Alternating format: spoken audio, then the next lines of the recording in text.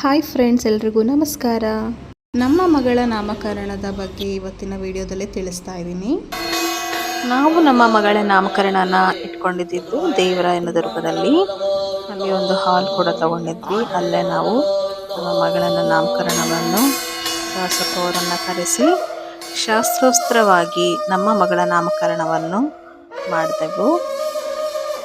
ಅದರಲ್ಲಿ ಭಾಗಿಯಾಗಿದ್ದು ನಮ್ಮ ತಂದೆ ತಾಯಿ, ನಮ್ಮ ಅತ್ತೆ ಮಾವ ಮತ್ತು ಬಂಧು ಮಿತ್ರರು ಭಾಗಿಯಾಗಿದ್ದರು. ನಾವು ನಾಮಕರಣದ ಸಮಯದಲ್ಲಿ ಇಬ್ಬರೂ ಕೂಡ ವೈಟ್ ಆ್ಯಂಡ್ ವೈಟ್ ಚೂಸ್ ಮಾಡ್ಕೊಂಡಿದ್ವಿ ವಿತ್ ರೆಡ್ ಕಾಂಬಿನೇಷನ್ನು. ನಾನು white sari with red colour combination ಬ್ಲೌಸ್ನ ಹಾಕ್ಕೊಂಡಿದ್ದೆ. ನಮ್ಮ ಮನೆಯವರು ಫುಲ್ ವೈಟ್ ಆ್ಯಂಡ್ ವೈಟ್ ಹಾಕ್ಕೊಂಡಿದ್ರು. ನನ್ನ ಮಗಳಿಗೆ ಕೂಡ ವೈಟ್ ವಿತ್ ರೆಡ್ ಕಲರ್ ಕಾಂಬಿನೇಷನಲ್ಲಿ ಲಂಗ ಬ್ಲೌಸ್ ಹಾಕಿದ್ದೆ. ಅದಾದಮೇಲೆ ನಾಮಕರಣದ ತಯಾರಿಯನ್ನು ಮಾಡ್ತಾಯಿದ್ರು. ಅದಾದಮೇಲೆ ದಾಸಪ್ಪನವರು ಅವರ ಮಂತ್ರಗಳನ್ನು ಹೇಳ್ಕೊಳ್ತಾ ಏನು ಮಾಡಬೇಕು ಅಂತ ಎಲ್ಲ ಪೂಜೆಯಲ್ಲಿ ಹೇಳ್ಕೊಳ್ತಾ ಅವರು ಕೂಡ ಜಾಗಟೆ ಬಾಣಕೆ ಎಲ್ಲ ತೆಗೆದುಕೊಂಡು ಬಾರಿಸ್ಕೊಂಡು ಪೂಜೆಯನ್ನು ಮುಂದುವರಿಸಿದ್ರು. ಪೂಜೆ ಮಾಡ್ತಾ ಮಾಡ್ತಾ ನಮಗೆ ಏನು ಮಾಡಬೇಕು ಅಂತೆಲ್ಲ ಹೇಳ್ತಾ ಇದ್ರು.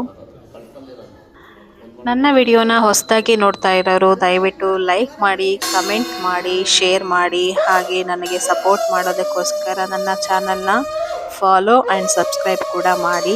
ನಾವು ಎಲ್ಲರೂ ಹೋಗೋದಕ್ಕೆ ಹೇಳಿದ್ರು. ನಾವು ಅವಳಿಗೆ ಹೆಸರಿಟ್ಟಿದ್ದು ಧನ್ವಿಕಾ ಅಂತ. ಧನ್ವಿಕಾ ಅಂದರೆ ಅನ್ನಪೂರ್ಣೇಶ್ವರಿ ಅಂತ ಅರ್ಥ.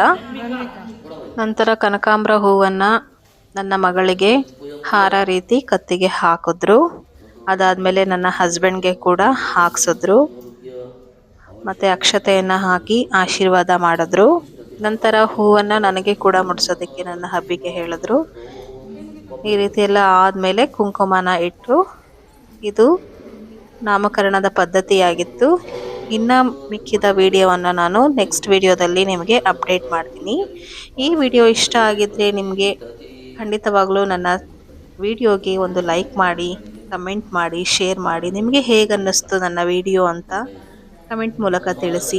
ಈ ವಿಡಿಯೋ ನೋಡೋದಕ್ಕೆ ನಿಮ್ಮೆಲ್ಲರಿಗೂ ನನ್ನ ತುಂಬ ಹೃದಯದ ಧನ್ಯವಾದಗಳು. ಇದೇ ರೀತಿ ನನಗೆ ಸಪೋರ್ಟ್ ಮಾಡ್ತಾಯಿರಿ.